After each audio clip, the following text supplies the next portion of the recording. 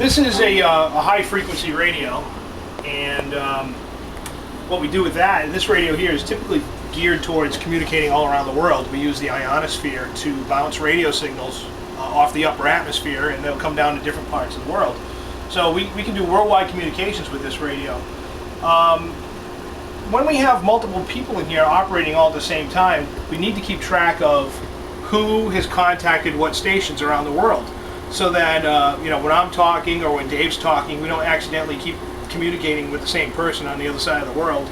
And so we have this logging software, keeps track of everybody we spoke with, what radio band it was on, and if Dave goes to communicate with that same person, he types their call sign into the computer, it'll say you have a duplicate. All of that is managed. We have another computer here that we run. It's a server computer that actually manages it. And we could have 10 or 15 people even running radio stations from all over the place, all around our site.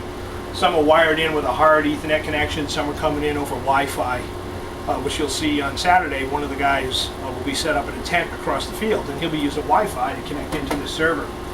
And also, when we have software updates, we can share them with each other. Somebody can bring their computer from home. We can upload the software to it. Another thing that we do is television. I was telling you about earlier. Amateur television. It's a regular color sound television signal like you watch, the daily news on. But we're transmitting using our amateur radio frequency bands. I use a little camcorder to get my video signal. It goes into this little transmitter, and I also can receive on a television set.